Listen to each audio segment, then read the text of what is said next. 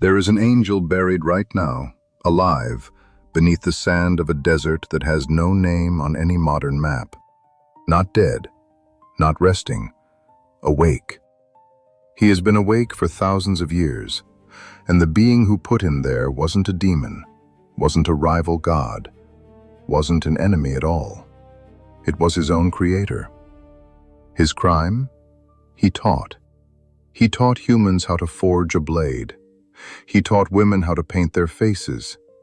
He handed down knowledge that, according to the oldest religious text outside the Bible, a manuscript so old that fragments of it were sealed in clay jars 2,000 years before anyone read them again, was never, ever supposed to leave the sky. Wait, before you assume this is just another angel story, this isn't one fallen angel. It's 200 of them. 200 celestial beings sent down with one single job: watch humanity from above and never interfere. And according to the legend, every single one of them broke that order, on the same night, on the same mountain, at the same time. That mountain still exists. You can find it on Google Maps right now. And at its peak, nearly 9,000 feet up, there is a stone ruin still standing, with an inscription, carved in Greek, naming an oath.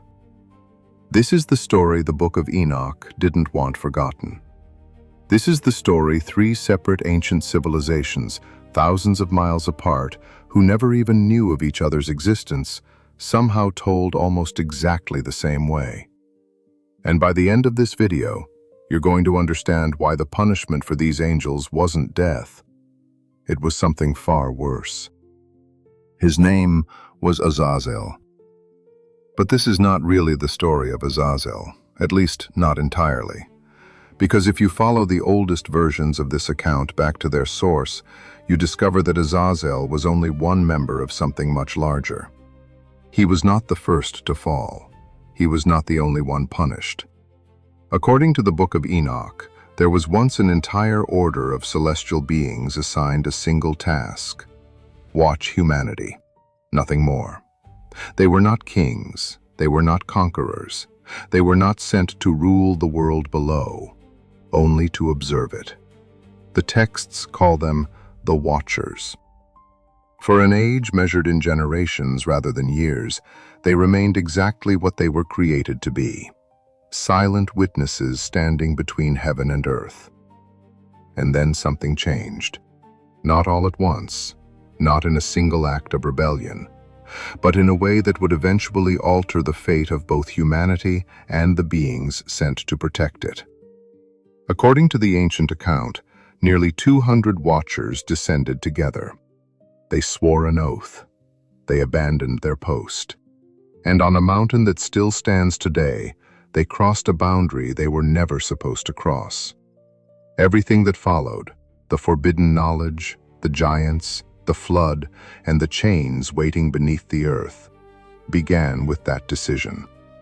According to the ancient text known as the Book of Enoch, a manuscript so old that fragments of it were found sealed in clay jars near the Dead Sea, there was once an order of celestial beings whose entire function was observation.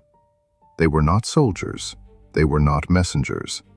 According to the legend, their assignment was simple: descend, watch over the early generations of humanity, and report back.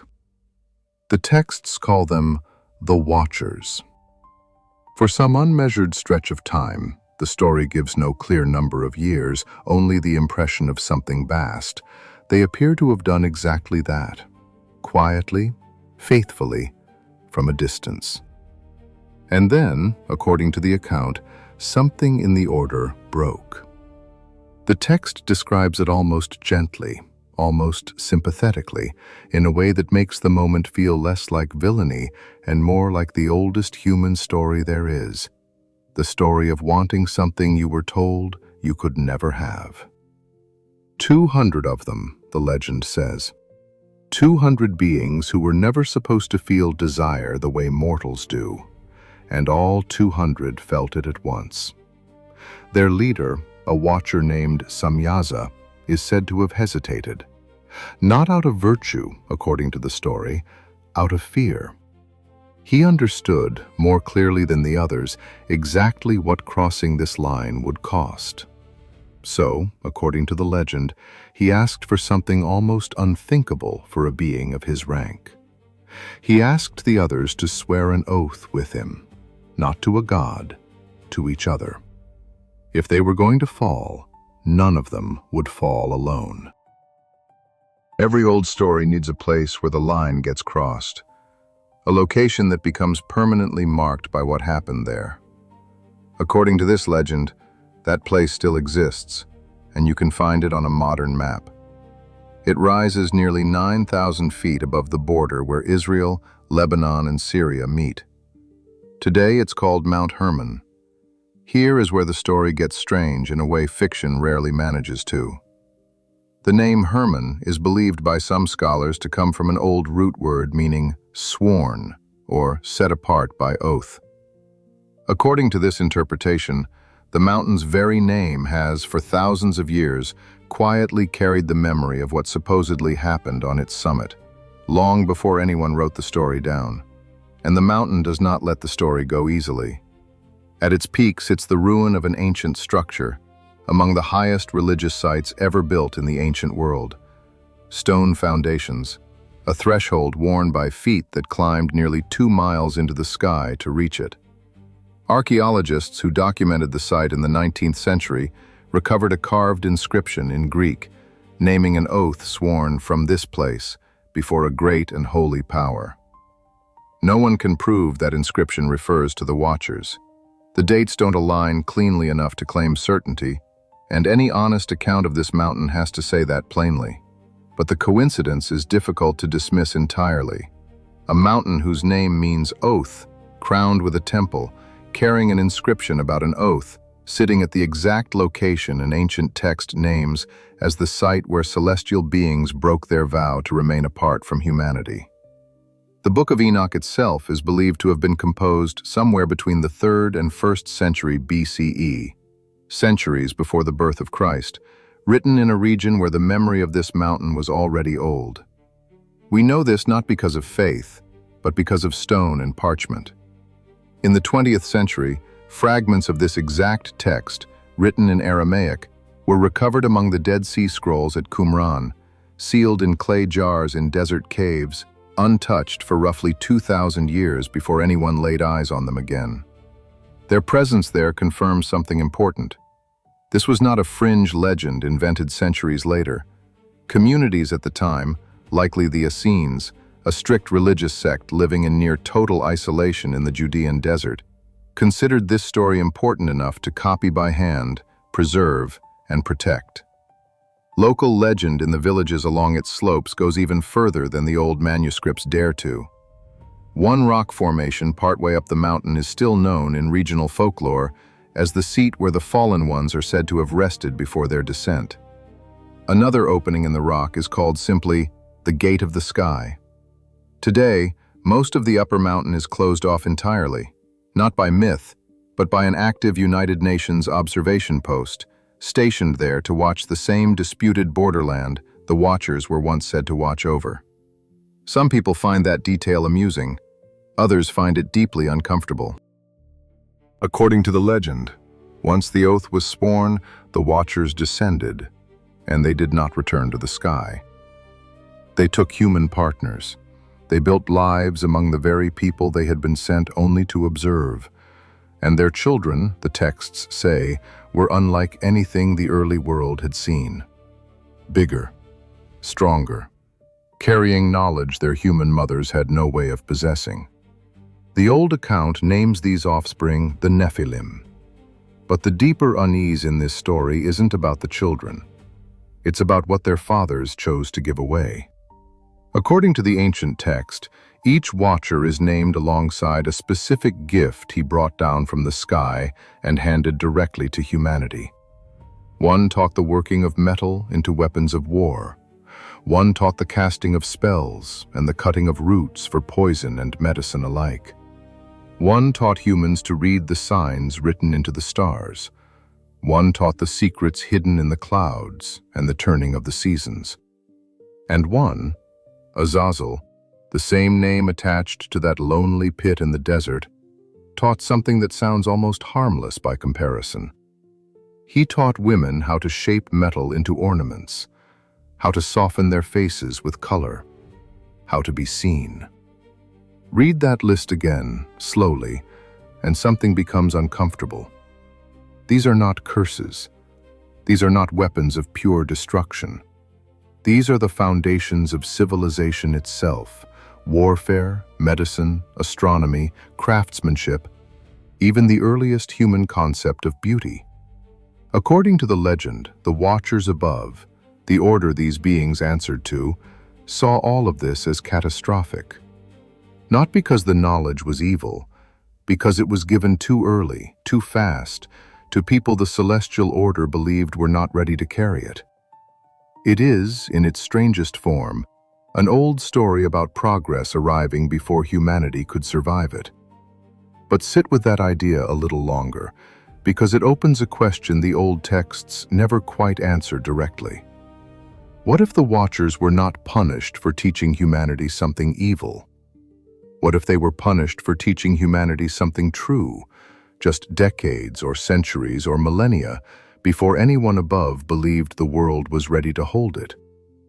That single shift in framing changes everything about how this story reads. It stops being a simple tale of corruption from outside and starts looking like a much older, much more uncomfortable question, one that has nothing to do with angels at all. Who gets to decide when knowledge is safe to give away? And what happens to the ones who decide the answer is now, against the will of everyone above them? The text doesn't pretend the gift stayed gentle for long. According to the account, the Nephilim grew faster than any human child, and their hunger grew with them. What the land could no longer provide, the legend says, they began to take by force. First from herds and fields, and eventually, the text claims, from each other and from the people around them. It is one of the bleakest passages in the entire manuscript, a description of a world consuming itself, where the very knowledge the Watchers had given out of love or pity had, within a few generations, become the instrument of its own undoing. And through all of it, according to the story, the celestial order above had heard nothing. Not because they didn't care, but because their only way of knowing what happened on earth was through the Watchers themselves. The Watchers had become the watched, and the silence above was the price of that. It took 4 others, named in the text as Michael, Uriel, Raphael, and Gabriel, to finally notice the suffering rising from below and carry word of it upward. The old text describes their report almost as a legal complaint. The cries of the dying had reached the threshold of heaven itself and could no longer be ignored. Then the judgment came. No trial, no defense, no appeal, only a sentence. What follows, according to the legend, is judgment delivered without negotiation. The text describes one final attempt at mercy, a single figure who is said to have stood between the offending Watchers and the decision being made above, pleading for some form of leniency. According to the account, the answer he received was absolute. There would be no agreement. The corruption below had gone too far to be reasoned with. The sentence handed down was twofold, and each half is worth sitting with. A flood, total, unforgiving, final. One family spared, everyone else erased.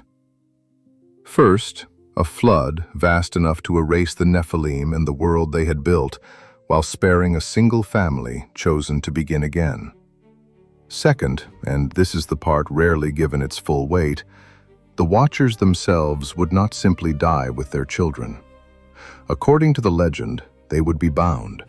Some cast into darkness to await a final judgment far in the future, and one, Azazel, singled out specifically, sealed alone in that desert pit we began this story with, conscious, the legend insists, for the entire length of his sentence. Not death, something the old texts seem to consider worse than death. An eternity of awareness, locked beneath the ground, fully aware of everything that was taken from him.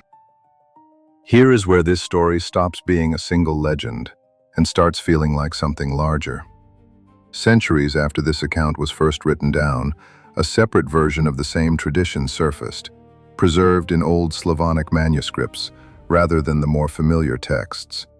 In this version, the order is called by a different name, the Grigori, and their leader carries a different name as well. But the bones of the story are unmistakable. A small group breaks an oath. They descend to the very same mountain. They take human partners. They are condemned for it. Different language, different century, same mountain, same crime. And the pattern doesn't stop at the borders of one tradition. Look toward Mesopotamia, into far older texts that predate this story by more than 1,000 years, and you find another order of beings, the Agigi, described as lesser gods bound in forced labor, who are said to have eventually broken under the weight of it. The texts say humanity itself was created specifically to take their place, to relieve them of the burden they could no longer carry. Look toward Greece, and the resemblance becomes almost impossible to ignore. There, the ancient tradition speaks of the Titans, beings born of sky and earth alike, punished by being cast into Tartarus, the deepest layer of the underworld. It is worth noting that the very word used in later religious writing to describe where the fallen watchers were imprisoned is, in the original Greek, that exact same word, Tartarus. Different name, same mountain of judgment, same word for the prison.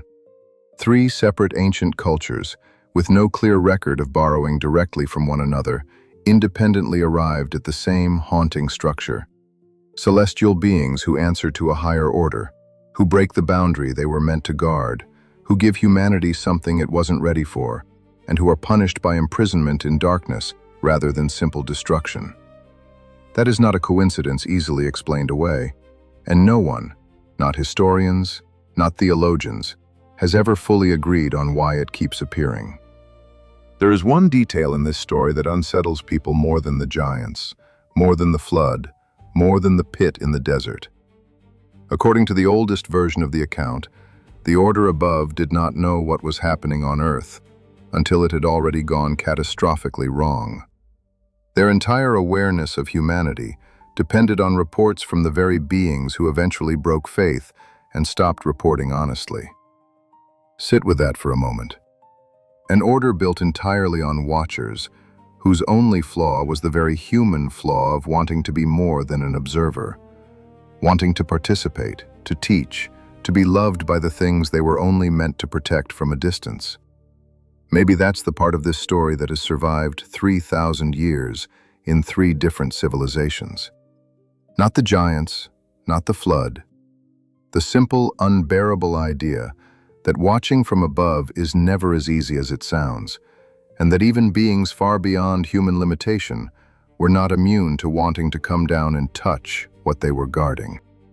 Today, the mountain still stands exactly where the legend places it, indifferent to the centuries of arguments scholars have had over what truly happened there. Soldiers stationed on its slopes watch a modern border now, unaware, or perhaps very aware, that they occupy ground an ancient text once described as the threshold between heaven and earth.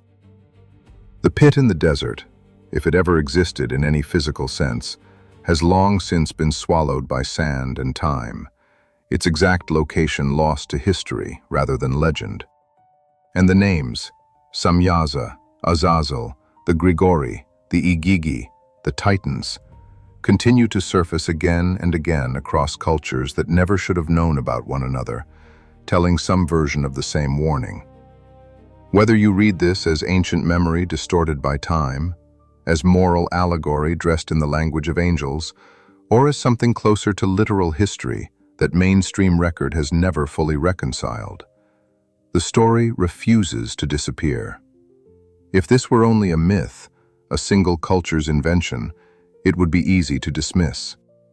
But the same warning surfaces again and again, in civilizations separated by oceans, by languages, by thousands of years with no record of contact between them. Mesopotamia, Judea, Greece. Each one, independently, told a version of the same forbidden descent, the same broken oath, the same prison in the dark. And if it's only a myth, then perhaps the most frightening question in this entire story was never about where the Watchers went. It's whether they ever truly left.